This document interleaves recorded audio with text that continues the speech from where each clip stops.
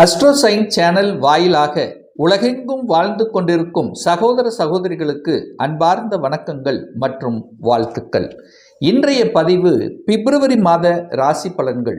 முதலில் பிப்ரவரி மாத கிரக நிலைகளை பார்க்கலாம். அதன்படி பார்க்கும் பொழுது மிதுன மனையில் குரு பகவான் வக்ரம் பெற்று உட்கார்ந்திருக்கு.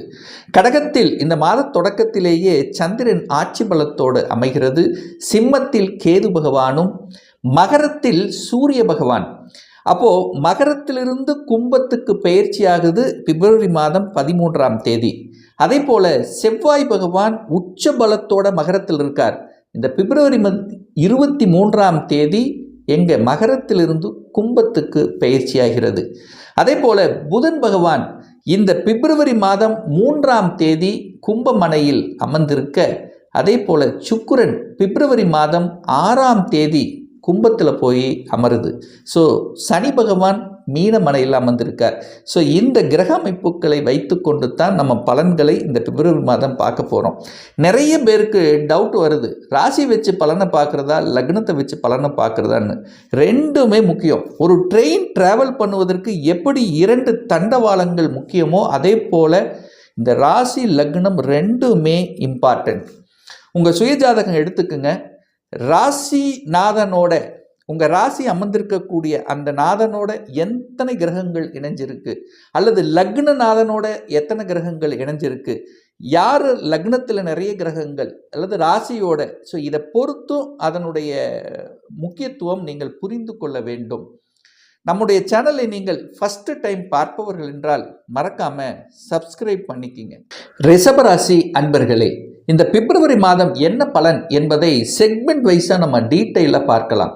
முதலில் உங்களுடைய என்ன உணர்வுகள், உங்களுடைய சிந்தனா ஓட்டங்கள் எப்படி இருக்குன்னு பார்க்கும் பொழுது, உங்கள் ராசி அதிபதியாக இருக்கக்கூடிய சுக்கிரன் 10ஆம் இடத்துல போய் தொழில் ஸ்தானத்தில் உட்கார்ந்துருக்கார். அது யாரோட சேர்ந்திருக்காருன்னா புதனோட சேர்ந்திருக்கார். அப்போது உங்கள் எண்ணங்கள் சிந்தனைகள் எல்லாம் தொழிலை சார்ந்த, தொழிலை எப்படி அபிவிருத்தி செய்வது என்கின்ற உணர்வுகள் அதிகமாக இருக்கும். உங்கள் ராசி அதிபதியோடு அங்கே ராகு சேர்ந்திருக்கார். ஒரு பாவ கிரகம் அங்கே சேரும் பொழுது கொஞ்சம் யோசிக்கணும். எதை செய்தாலும் எதை தொட்டாலும் கொஞ்சம் யோசித்து செய்யணுங்கிறத ஞாபகத்தில் வைத்து கொள்ளுங்கள். என பாம்பு கிரகத்தோட அங்கே இணைகிறது. அப்போ சுக்கிரனுங்கிறது பொதுவான ஒரு கலத்திர காரக கிரகம். அப்போது கலத்திர காரக கிரகத்தோடு அந்த ராகு சேரும்போது கலத்திர விஷயத்தில் கவனம்.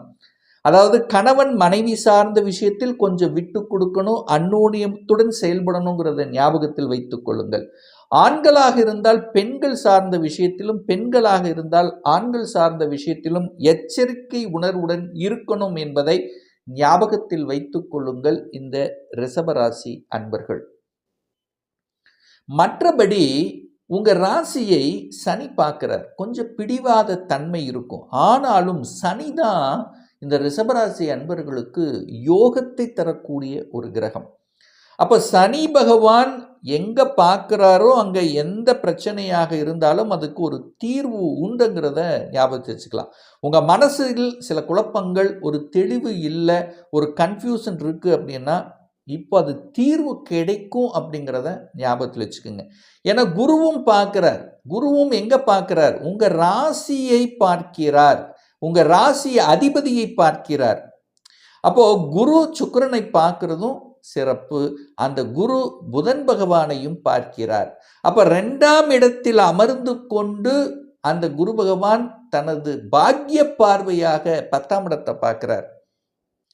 அப்போ தொழில் ரீதியில் பண வரவு என்பது திருப்திகரமாக இருக்கும் இந்த ரிஷபராசி என்பர்களுக்கு. அப்போ பொருளாதாரத்தில் ஏற்றத்தை கொடுக்கக்கூடிய அமைப்புங்கிறது சிறப்பு இருக்கு. நீங்கள் தொழில் எந்த தொழிலாக இருந்தாலும் சரி, வியாபாரமாக இருந்தாலும் சரி, அல்லது கூட்டு தொழிலாக இருந்தாலும் சரி, அல்லது எதை நீங்கள் நிர்வகித்து செயல்படுத்தி கொண்டிருக்கிறீர்களோ அதை சார்ந்த விஷயத்தில் உங்கள் எண்ண உணர்வு அதிகமாக இருக்கும். அதற்குண்டான ஒரு ஸ்ட்ராட்டஜி பிளானை வகுக்கக்கூடிய தன்மை, ஏன் எதற்கு எப்படி என்று கேள்வி கேட்டு ஏன் இதற்கு குறை என்பதை அந்த குறைகளை கண்டுபிடித்து அதற்கு நிவாரணம் கொடுக்கக்கூடிய அமைப்புங்கிறது இந்த மாதம் பிப்ரவரி மாதம் சூப்பராக இருக்குது இந்த ரிஷபத்துக்கு. அப்போது அந்த தொழில் ரீதியில் சில மாற்றங்களை செய்வீர்கள் அப்படின்னு அர்த்தம். ஒரு பிளான் போடுவீங்க, அந்த பிளான் பிரகாரம் எக்ஸிக்யூட் பண்ணக்கூடிய அமைப்பு இருக்குது.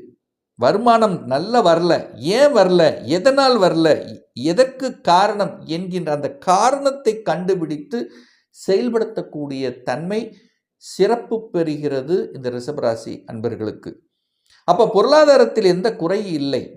குடும்பம் சார்ந்த விஷயத்திலும் நல்லவைகள் நடக்கக்கூடிய அமைப்புகள், இதெல்லாம் சூப்பர். 2ஆம் இடமும் நல்லா இருக்க போகுதுன்னு அர்த்தம். 3ஆம் இடத்துல பாருங்க, முயற்சி ஸ்தானம், தைரிய வீரியத்தை கொடுக்கக்கூடிய 3ஆம் இடத்தில் சந்திரன். இந்த மாத தொடக்கத்திலே சந்திரன் ஆட்சி பலத்தோடு இருக்குது. அப்போ தைரியத்தோடும் வீரியத்தோடும் தன்னம்பிக்கையோடும் செயல்படக்கூடிய ஒரு நல்ல மாதம் இந்த ரிஷபராசி என்பர்கள் அப்படின்னு எடுத்துக்கலாம். சார், வீடு, வண்டி, வாகனங்கள் இதெல்லாம் வாங்கலாமா சார்? இதற்கு ஏதாவது ஒரு தடை ஏற்படுத்தி விடுமா அப்படின்னா, செவ்வாய் 9ஆம் இடத்துல தான் இருக்கார், பாக்யஸ்தானத்தில் இருக்கார், சுக்கிரன் 10ல் இருக்கார். அப்போது பாக்யஸ்தானத்தில் இருக்கக்கூடிய செவ்வாய் பகவான் நிலத்தையும் இடத்தையும் உங்களுக்கு வாங்க வச்சு ஒரு பாக்கியத்தை கொடுக்கக்கூடிய அமைப்பு பிரகாசமாக இருக்கிறது. இதில் எந்த மாற்று கருத்து இல்லை.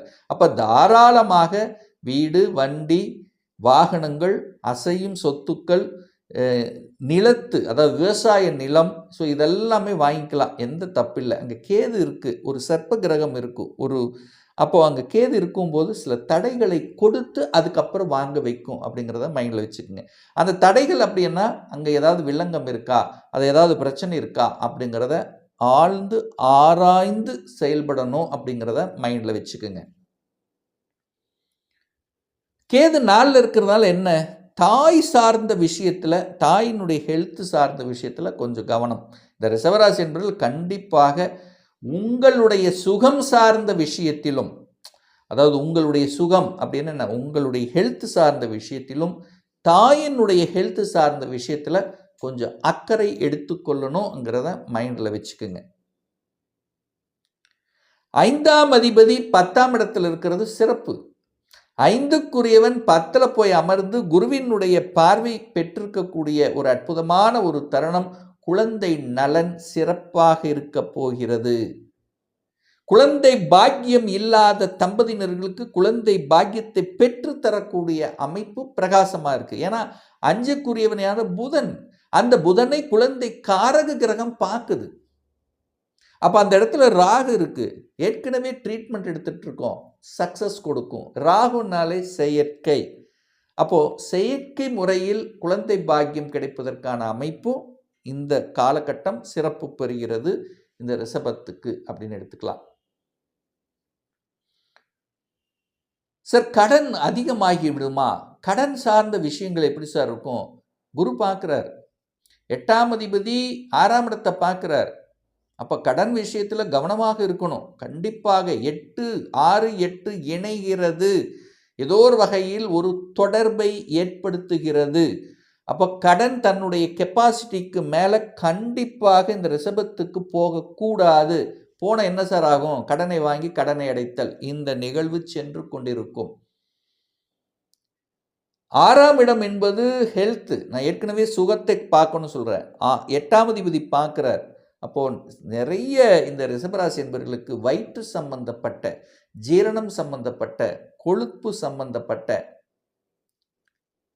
இதெல்லாமே ஏதாவது ஒரு இண்டிகேஷனை கொடுத்துரும். சுகர் சார்ந்த விஷயங்கள், சுகரை கூட இண்டிகேஷன் கொடுத்துரும், ப்ரெஷரை கொடுத்துரும்.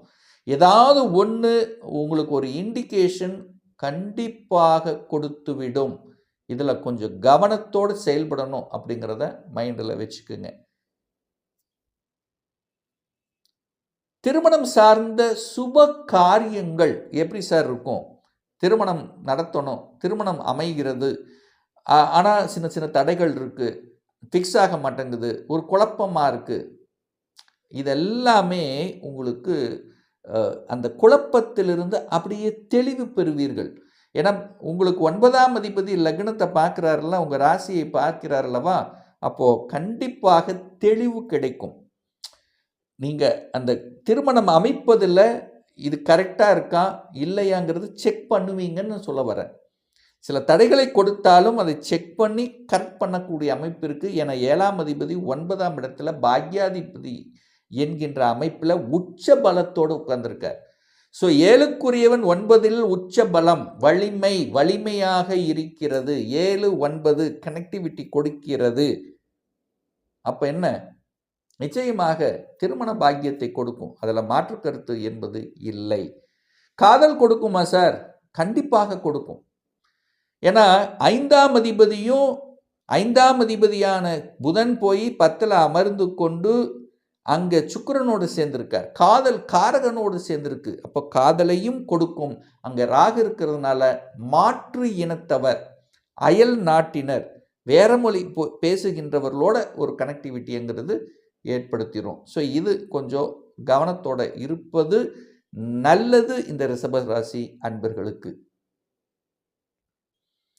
சார், வெளிநாட்டு பாக்கியம் கிடைக்குமா?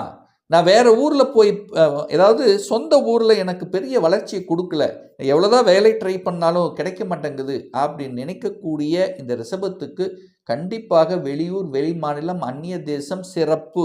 ஏன் சிறப்பு? 8ஆம் அதிபதியான குரு பகவான் 2ஆம் இடத்தில் அமர்ந்து கொண்டு 8ஆம் இடத்தை பார்க்குறார், 10ஆம் இடத்தை பார்க்குறார். ஒரு சேஞ்சஸ் உண்டுன்னு சொல்கிறேன். அப்போ உங்கள் ஊரை விட்டு வெளியே நகரக்கூடிய தன்மைகள், உங்கள் சொந்த ஊரை விட்டு வெளியே நகரக்கூடிய பாக்கியம் என்பது இருக்கிறது. ஏன்னா 10ல் ராகுவும் வேறு இருக்குது. அப்போது ட்ராவல் பண்ணக்கூடிய அமைப்பு, வெளிநாட்டில் போய் செட்டில் ஆகக்கூடிய அமைப்பு, வெளிநாட்டில் போய் வேலை பார்க்கக்கூடிய அமைப்பு, அந்நிய மதம், வேறு மதத்தினருடன் ஒரு இணைந்து அதனோட ஒரு தொழில் செய்வதற்கான அமைப்புகள். ஸோ இதெல்லாமே சாத்தியமாகக்கூடிய ஒரு நல்ல காலகட்டம் தான் இந்த ரிஷபராசி அன்பர்களுக்கு. ஒரு சிறப்பு அப்படின்னா, இந்த ரிஷபத்துக்கு 11ல் சனி உட்கார்ந்துருக்கார். 9ஆம் அதிபதி 10ஆம் அதிபதி 11ல் இருப்பது சிறப்பு. அப்போ தொழில் அபிவிருத்தி, தொழில் மூலமாக அடுத்த நிலைக்கு செல்வது, கிளைகளை ஆரம்பிப்பது, ஏற்கனவே கணவன் மனைவியாக இருந்தால் 2 பேரும் சேர்ந்து ஒரு தொழிலை ஆரம்பிக்கிறது. அப்போ தொழில், வேலை, வியாபாரம் சார்ந்த விஷயத்தில் நல்லவைகள் கொடுக்கக்கூடிய ஒரு நல்ல மாதமாக இந்த ரிஷபத்துக்கு நிச்சயமாக அமையும்.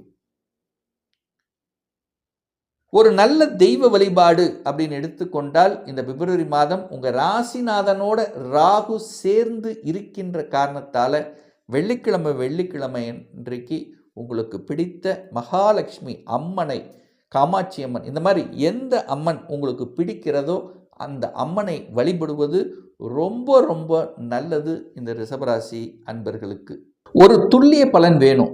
உங்கள் ஜாதகத்தில் கிரகங்கள் எப்படி இருக்குது? ஆட்சி பலத்தோடு இருக்கா, இல்லை உச்ச பலத்தோடு இருக்கா, வர்க்கோத்தம பலம் பெற்றிருக்கா, திக்பலம் பெற்றிருக்கா, நீச்சமாக இருக்கா, அது எந்த கிரகங்களுடன் இணைவு பெற்றிருக்கு, எத்தனை டிகிரியில் இருக்குது, இப்போ நடக்கக்கூடிய தசாநாதன், புத்திநாதன், அந்தரநாதன், சூட்சமநாதன் எப்படி இருக்குங்கிறத பொறுத்து நீங்கள் கேட்கக்கூடிய எந்த கேள்வியாக இருந்தாலும் சரி, இந்த 2026 சொந்த தொழில் செய்வதற்கான கொடுப்பினை இருக்கா, அப்படி இருக்கக்கூடிய பட்சத்தில் எப்போ நம்ம சொந்த தொழிலை ஆரம்பிக்கலாம், திருமணம் தடைப்பட்டு கொண்டே இருக்கு, எப்போ தான் நமக்கு திருமணம் நடக்கும், இப்போ +2 முடிச்சிருக்கேன், எந்த கோர்ஸ் எடுத்து படித்தா நம்முடைய ஃப்யூச்சர் நன்றாக இருக்கும், எப்போ எனக்கு ப்ரமோஷன் கிடைக்கும், எப்போ நான் வீடு கட்டுவேன், எப்போ எனக்கு குழந்தை பாக்கியம் கிடைக்கும், இது போன்ற கேள்விகளுக்கு துல்லியமான பதிலை நம்மால் கூற முடியும்.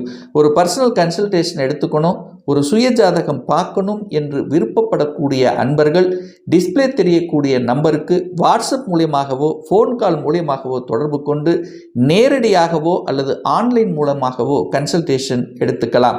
நம்மளுடைய அலுவலகம் கோயம்புத்தூரிலிருந்து மேட்டுப்பாளையம் செல்லும் வழியில் வெள்ளக்கிணர் பிரிவு அன்னபூர்ணா ஹோட்டலுக்கு பக்கத்தில் அமைந்துள்ளது. பிரியர் அப்பாயின்மெண்ட் எடுத்துக்கிட்டு நேரடியாக கன்சல்டேஷன் எடுத்துக்கலாம். நிச்சயமாக இந்த பதிவு ஏதாவது ஒரு ரூபத்தில் உங்களுக்கு யூஸ்ஃபுல்லாக இருக்குங்கிறதுல எந்தவித மாற்று கருத்தும் கிடையாது. இந்த ராசி நட்சத்திர நேயர்கள் அனைவரும் வாழ்க வளர்க வளம் பெறுக என்று எனது வாழ்த்தினை தெரிவித்துக் கொண்டு விடைபெறுகிறேன். நன்றி, வணக்கம், வாழ்த்துக்கள்.